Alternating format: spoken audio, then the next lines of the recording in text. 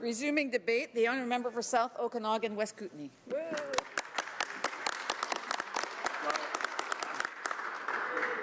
Thank you, Madam Speaker, and I'd like to say I'm proud to be sharing my time with my wonderful colleague from Edmonton, Strathcona. And I'm happy to rise here tonight to speak in this emergency debate on Canadian energy.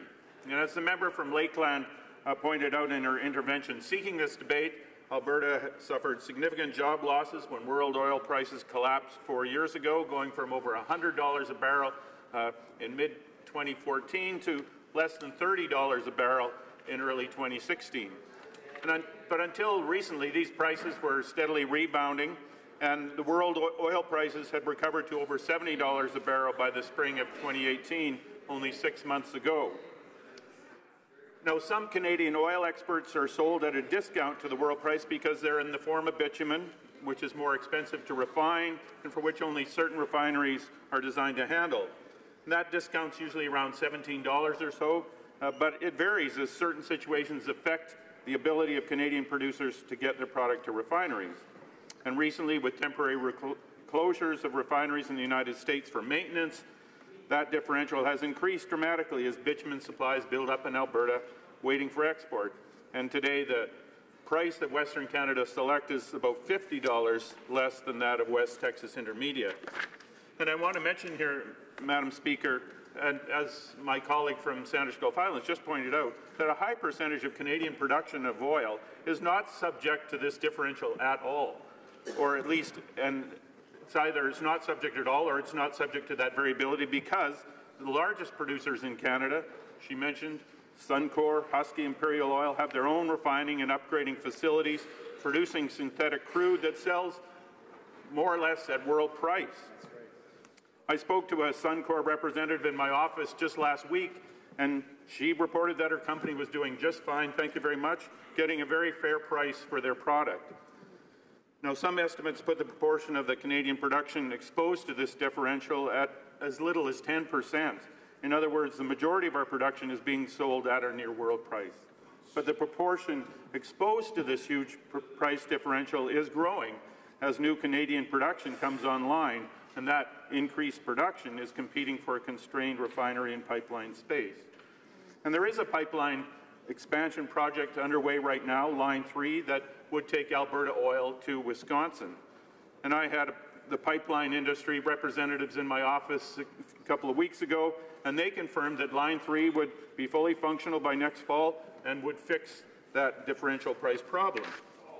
The Conservatives, of course, are blaming the Liberals for all the other pipelines that have not been built, and we've heard that tonight. Northern Gateway, Energy East, Trans Mountain. And the Liberals are blaming the Conservatives. Well, as I've said before in this place, Madam Speaker, they're both right. So why did these other pipelines not get built? They didn't get built because the Conservatives rushed the process through.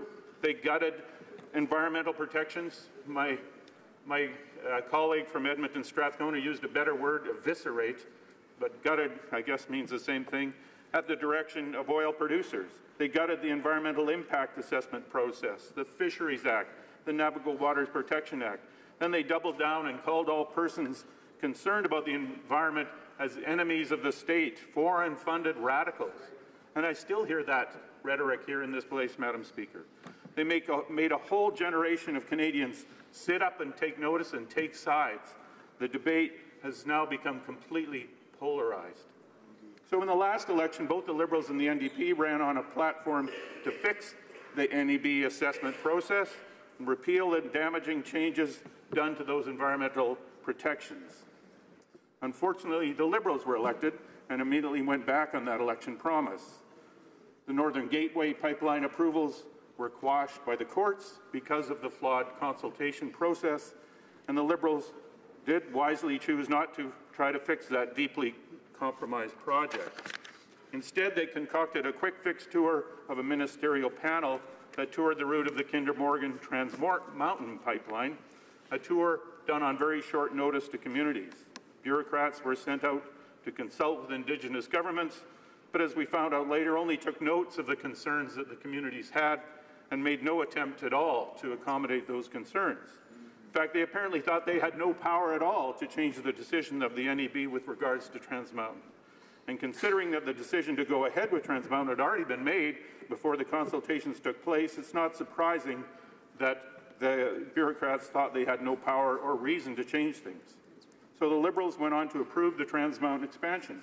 They liked it so much they bought it, or at least they bought the 65-year-old pipeline for $4.5 billion. The expansion will cost us $10 billion on top of that, of course. And just as the sale was finalized, in fact, only minutes later, the Federal Court of Appeals quashed the approvals of the Trans Mountain pipeline for exactly the same reasons that the approvals for Northern Gateway approvals were quashed. Now again, the Conservatives blame the Liberals for not getting the project going. But to be fair to the Liberals, they were only doing exactly what the Conservatives did before them, rushing a process that could not and should not be rushed.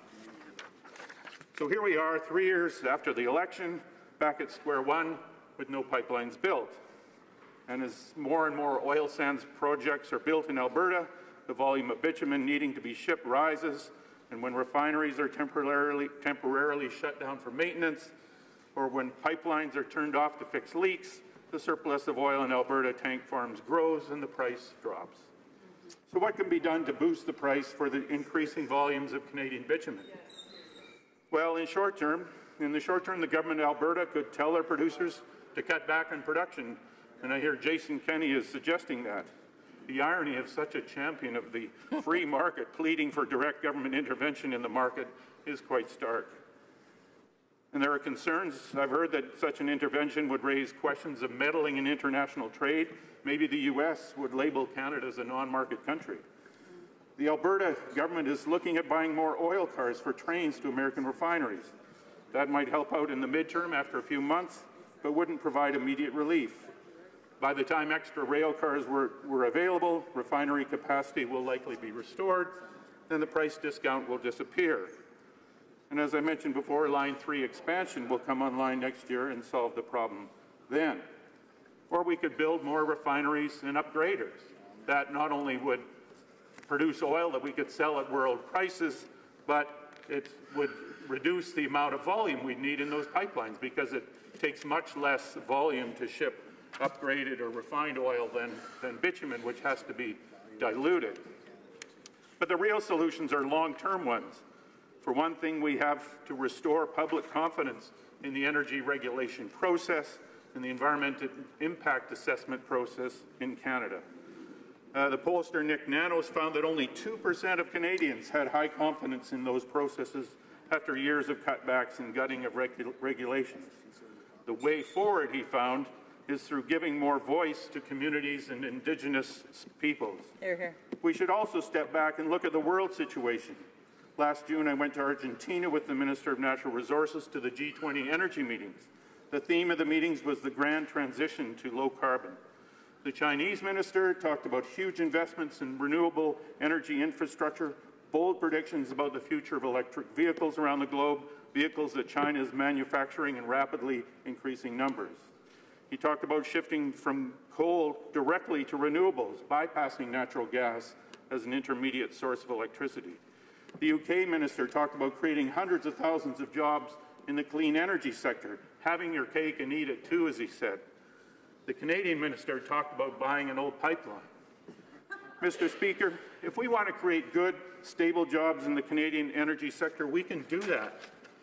We can do that through investments in the clean energy sector. A new study on the opportunities in energy efficiency, opportunities that include deep retrofits of large buildings across the country, show that the energy efficiency economy alone is worth $54 billion a year in Canada. That's 3% of our GDP. If we provide the right incentives and the right investments, we could create tens of thousands of jobs in Canada, good jobs in every community of this country. And that's just energy efficiency. We could create just as many jobs in renewable energy, jobs for electricians, welders, construction workers, and more. Jobs that would last without a boom and a bust, jobs that would create a clean future for our children. Madam Speaker, let's learn from this emergency, this crisis, Let's take the long view and take the sure path to prosperity. Thank you.